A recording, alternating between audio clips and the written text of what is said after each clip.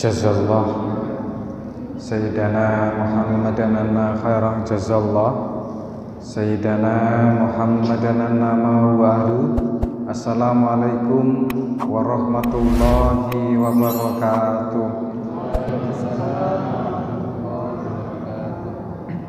Daun salam rendang padang, sambal balado terasa pedas. Yang jawab salamnya kencang, saya doakan hutangnya lunas. Assalamualaikum warahmatullahi wabarakatuh.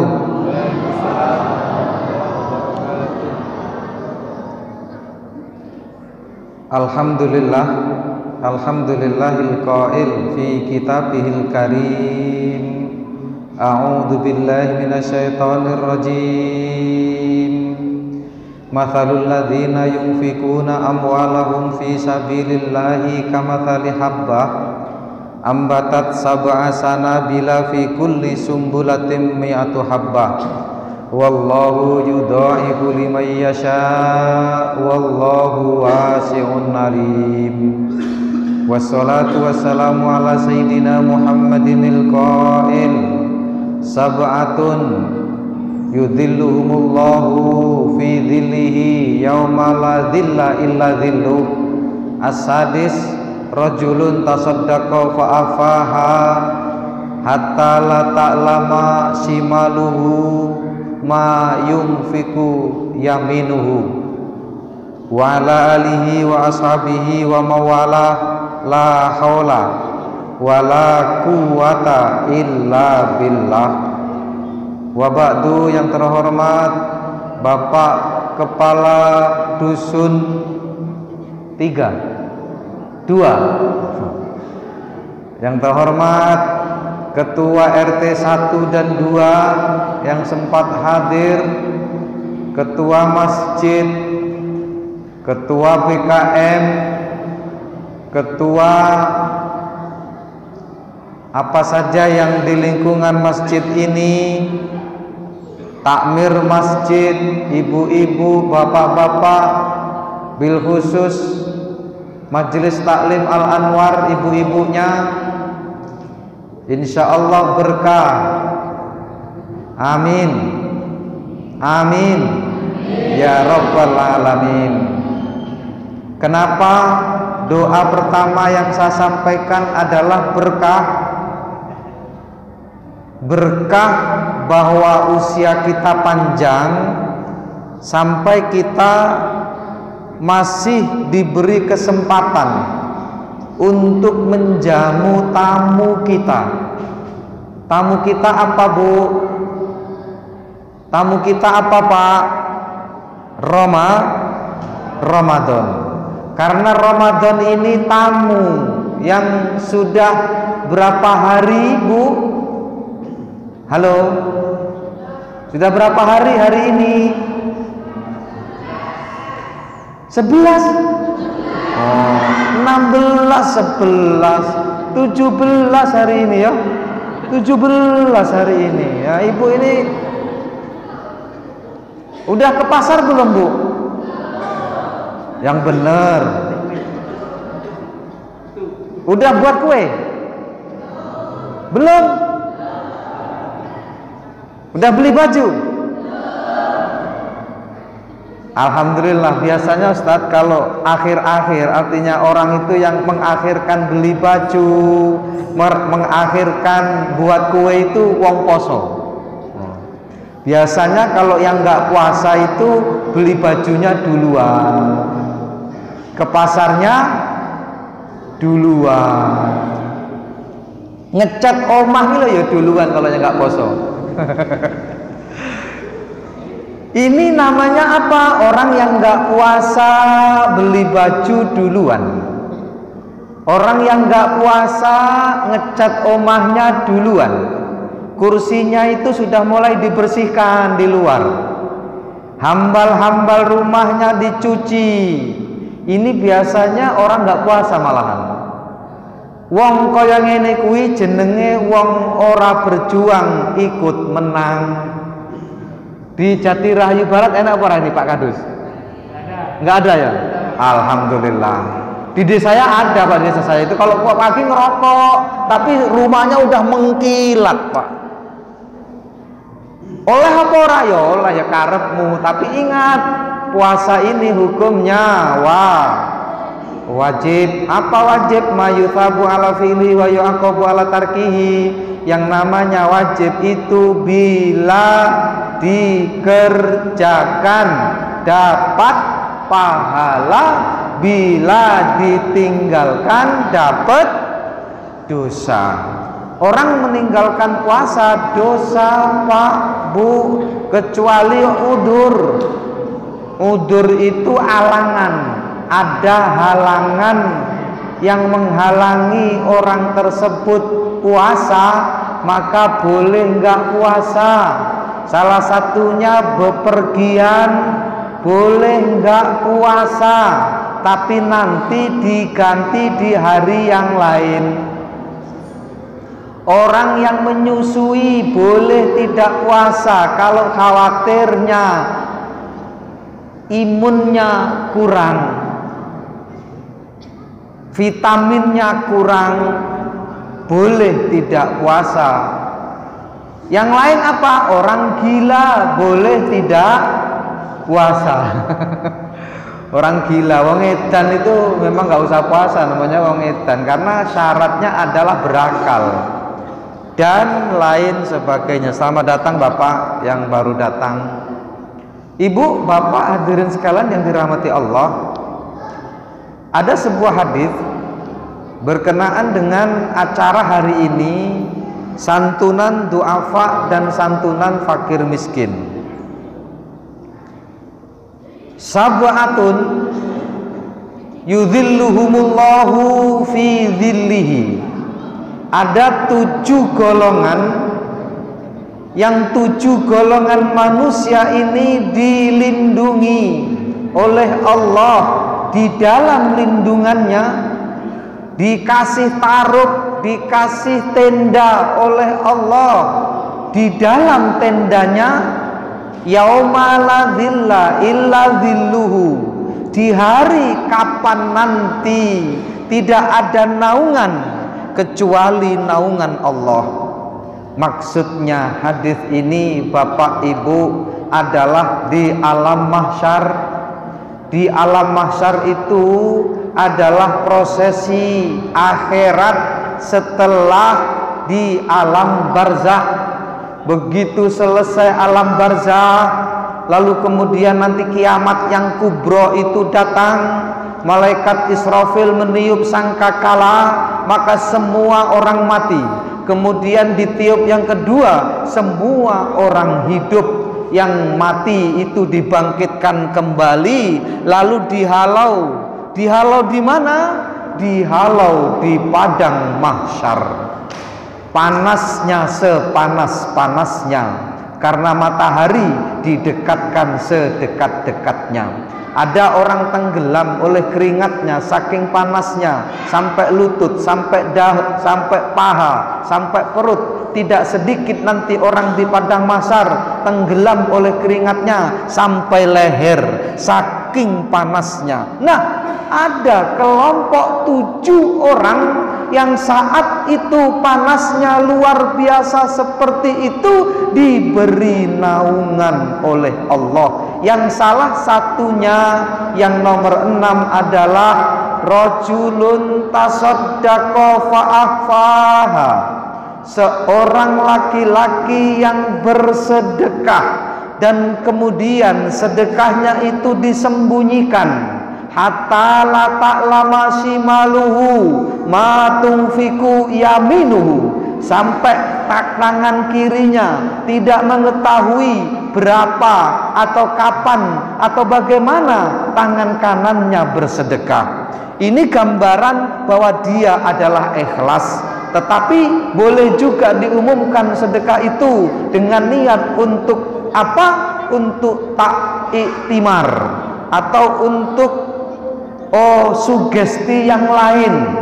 Kenapa? Karena memang bersedekah itu boleh dengan cara diam-diam, boleh dengan cara terang-terangan, tinggal apa niatnya. Kembali kepada nanti di padang mahsyar, ibu bapak, kita kepanasan, tetapi ada 7 kelompok orang yang tidak kepanasan. Salah satunya adalah orang yang bersedekah. Dan sedekah yang dikumpulkan oleh ketua masjid dan takmir masjid, pembina Masjid Al-Anwar ini, yang hari ini, sore ini, sambil kita ngabuburit. Ngabuburit itu apa sih, Bu? Nunggu maghrib. Ngabuburit itu nunggu burit, nunggu ujungnya hari. Namanya ngabuburit. Burit itu di mana, Bu? Di ujung kan ya, Bu ya? Ngabuburit. Di ujung hari kita tunggu. Kapan di ujung hari? Pas beduk. Namanya ngabuburit. Sambil ngabuburit kita akan menyaksikan apa? Prosesi penyerahan dana kepada duafa dan yatim yang diprakarsai oleh ketua Masjid Al-Anwar dan juga pemerintahan setempat. Dan ibu sebagian yang hadir ini, bapak sebagian yang hadir hari ini, anak-anakku yang hadir hari ini adalah objek dari sedekah orang-orang yang dikumpulkan di Masjid Al-Anwar ini. Insya Allah nanti di padang mahsyar, orang-orang yang sudah menyumbangkan sebagian hartanya untuk acara hari ini akan mendapatkan naungan, yang hari itu nanti tidak ada naungan kecuali naungannya Allah Subhanahu wa ta'ala. Sangat menakutkan ibu bapak di padang mahsyar itu. Tetapi bagi orang yang bersedekah, dia punya modal di padang mahsyar itu. Insya Allah akan dikasih naungan oleh Allah. Dan naungannya itu tergantung pada kesulitan memberikannya. Ustadz Tarmiji nyumbang 5 juta, kecil bagi beliau, kecil uang itu. Tapi bagi seseorang misal saya itu besar. Gini bapak ibu bersedekah itu, ada orang yang maaf gajinya 20 juta sebulan. Ada orang yang gajinya 2 juta sebulan. Yang gajinya 20 juta nyumbang, menginfak, bersedekah 5 juta. Yang gajinya 2 juta nyumbang atau menginfak atau bersedekah 1 juta. Ini banyak mana, Bu? Angkanya banyak 5 juta, tapi pahalanya banyak 1 juta. Kenapa demikian dalam Islam? Karena 1 juta ini Bapak sulit bagi orang yang punya gaji 2 juta, separuhnya. Sementara 5 juta itu bagi orang yang gajinya 20 juta baru 1/4-nya. Makanya di dalam kaidah usulul fiqh disebutkan al-ujratu biqadril masyaqqah. Yang namanya pahala, yang namanya ganjaran itu tergantung sulitnya mengeluarkan, sulitnya melaksanakan. Ibadah yang sulit melakukan maka pahalanya besar. Pekerjaan yang sulit melakukan maka gajinya lebih besar. Kenapa bos itu gajinya lebih besar dibandingkan dengan karyawan? Karena bos itu sulit. Di samping sulit dia bertanggung jawab, makanya pahalanya, makanya gajinya lebih besar. Bapak, Ibu, hadirin sekalian yang dirahmati Allah, orang-orang yang bersedekah itu nanti di akhirat punya ruangan-ruangan, Ibu. Di dalam sebuah hadis disebutkan, inna fil jannati ghurafan, sesungguhnya nanti di surga itu ada ruangan-ruangan, ada kamar-kamar. Yang kamar itu kata Rasulullah, tura duhuruha min butuniha. Kamar-kamar itu, ruang-ruang itu, dia terlihat dalamnya, terlihat luarnya dari dalam. Wa butunuha min zuhuriha, dan ruangan itu, kamar-kamar itu, bilik-bilik itu terlihat juga dalamnya dari luarnya. Artinya luarnya dapat dilihat dari dalam dan dalamnya dapat dilihat dari luarnya. Ini gambaran betapa Allah menciptakan ruangan-ruangan, menciptakan bilik-bilik di surga yang indah. Karena mungkin hadis ini menggambarkan dulu belum bisa kita melihat ruangan dari luar ke dalam dan dari dalam keluar. Kalau hari ini masjid kita ada kacanya, kita bisa melihat di luar. Orang luar pun bisa melihat di dalam saat memang terang keadaan di dalam ini. Tetapi Bapak Ibu, di zaman Rasulullah bersabda ini, gambaran ruangan yang dapat dilihat dari dalam, gambaran ruangan yang dibuat oleh Allah di surga nanti yang bisa dilihat dari dalam dan dari luar, itu adalah ruangan yang indah. Kita nggak usah membayangkan hari ini bagaimana ruangan itu, tapi yang jelas Allah di surga nanti menciptakan ruangan-ruangan yang bagus itu, ruangan-ruangan yang nyaman itu, bilik-bilik yang indah itu untuk siapa? Qoma a'rabiyun faqala, lalu kemudian Arab Badui yang hadir saat Rasul bersabda ini kemudian bertanya, faqala ya Rasulullah, liman hiya ya Rasulullah, kamar-kamar itu, bilik-bilik itu untuk siapa ya Rasul? Kemudian Rasul menjawab, liman atobal kalam. Yang pertama, bilik-bilik itu nanti diperuntukkan bagi orang yang ucapannya bagus, yang kalimatnya adem, yang tidak sombong kalimatnya. Meskipun dia berkuasa tapi dia tidak sombong, meskipun dia berilmu tapi dia tidak menyakiti hati orang lain. Ini namanya atobal kalam. Yang kedua ini yang intinya apa? At'amat to'am, yaitu orang yang memberikan makan kepada orang yang membutuhkan makan, memberikan makan kepada fakir miskin.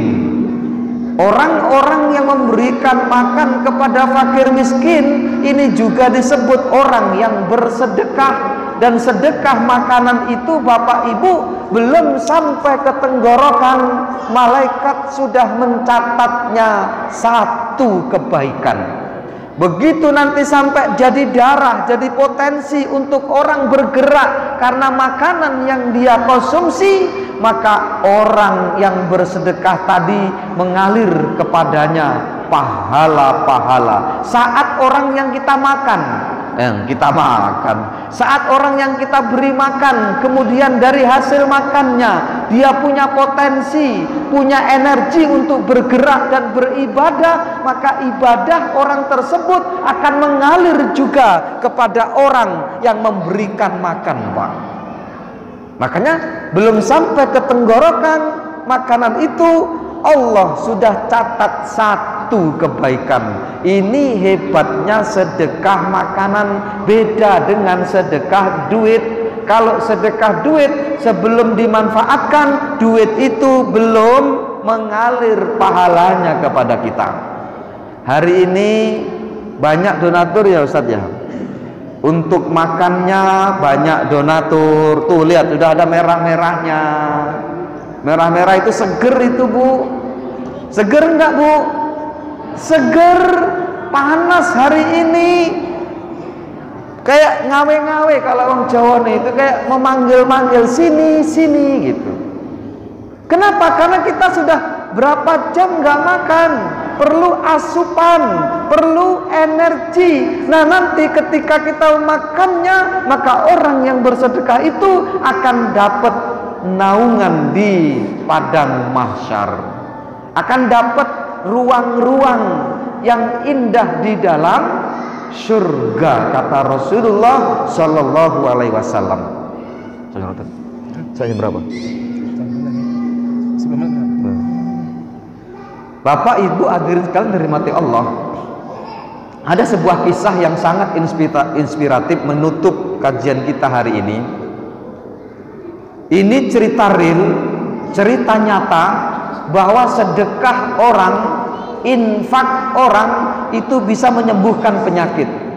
Rasul bersabda, dawu mardhakum bis shadaqah.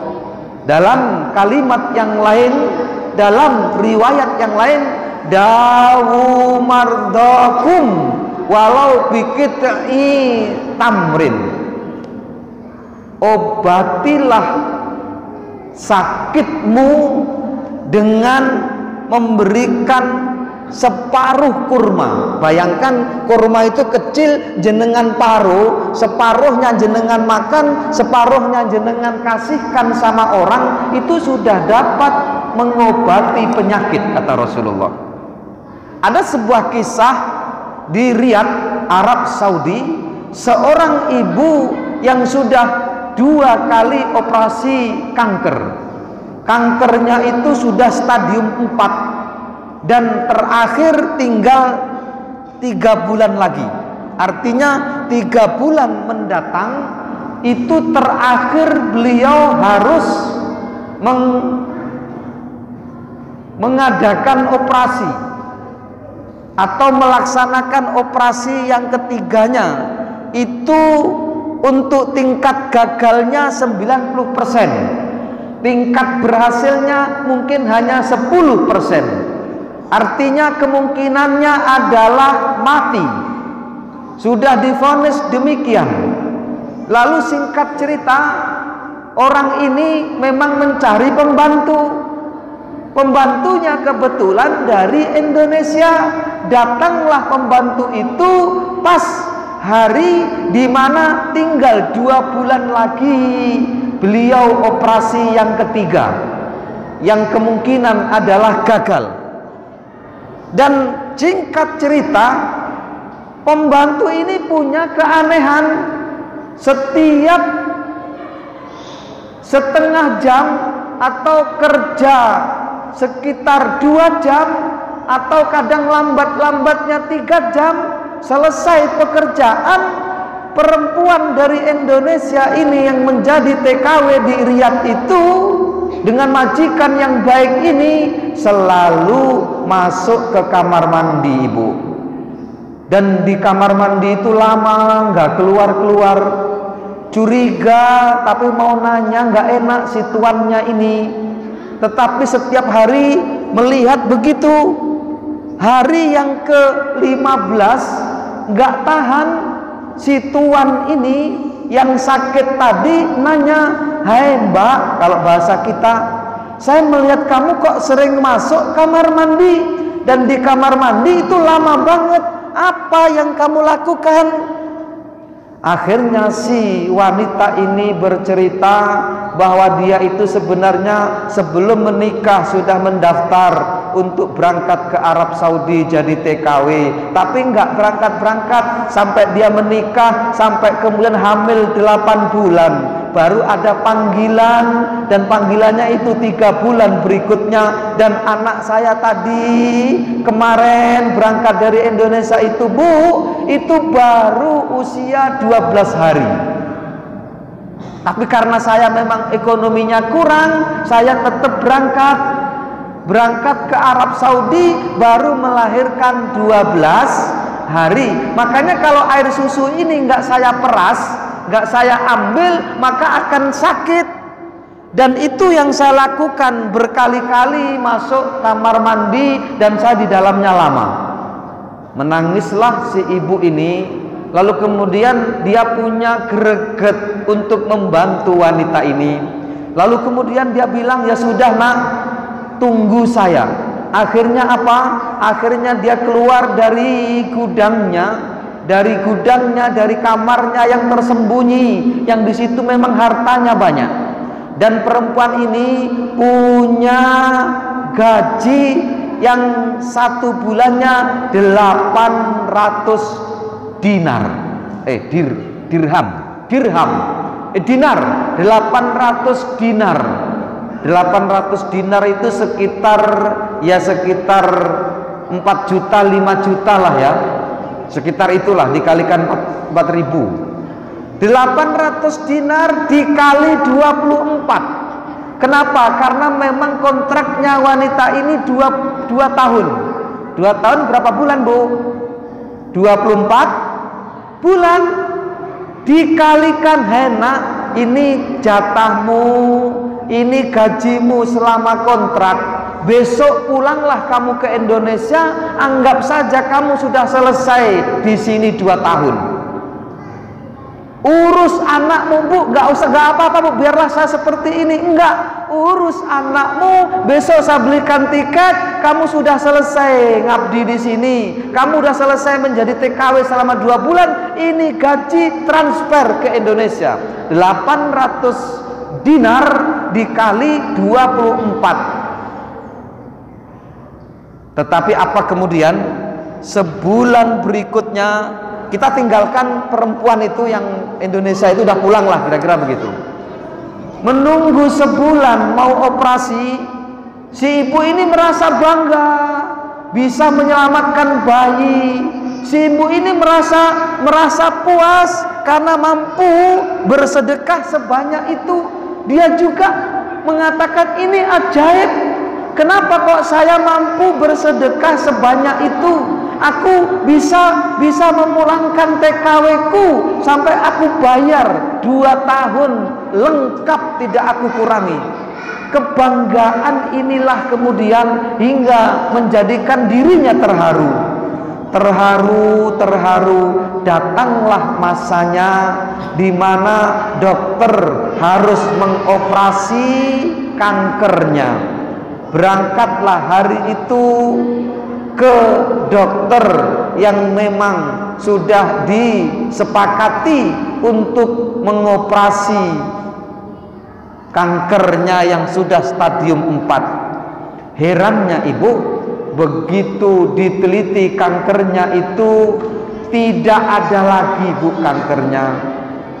Dokter itu juga heran, lalu bertanya kepada ibu ini, ibu, apa yang ibu lakukan? Ibu berangkat kemana? Ibu pergi ke dokter mana? Ibu berobat apa? Kok bisa tidak ada satupun akarnya yang sudah mendekati pankreas pun sudah hilang? Kemarin kan kenapa kita sulit untuk mengadakan operasi yang kedua? Karena kanker ibu itu sudah menjepit pankreas. Kalau itu dipotong, maka pankreas akan rusak. Kalau pankreasnya rusak, maka nanti akan cuci darah. Lalu ibu ini bercerita bahwa ada seorang TKW dari Indonesia, aku pulangkan dan aku gaji penuh 2 tahun, dan mungkin barangkali itu amalan diterima oleh Allah, dan akhirnya kanker yang saya derita ini hilang, betul-betul tidak ada, ibu.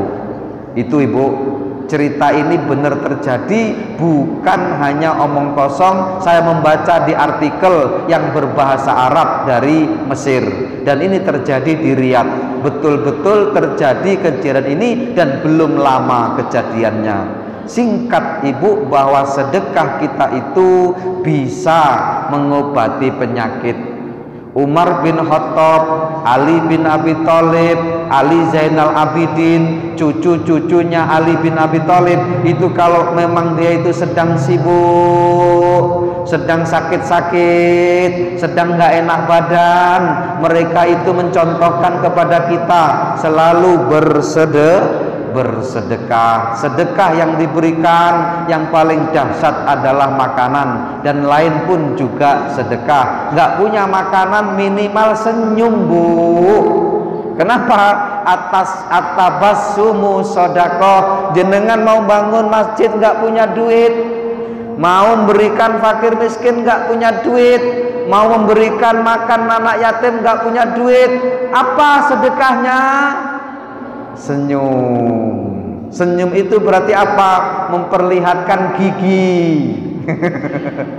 Jadilah ini wis nggak mau sedekah, wonge gereng, nggak pernah senyum, masya Allah, habislah orang ini tiada guna. Ini saja, insya Allah pas waktu yang diberikan, dan mari kita tutup dengan bacaan kafatul majlis. Subhanakallahumma bihamdika asyhadu alla ilaha illa anta astaghfiruka wa atubu ilaik. Assalamualaikum warahmatullahi wabarakatuh. Wassalamualaikum warahmatullahi wabarakatuh.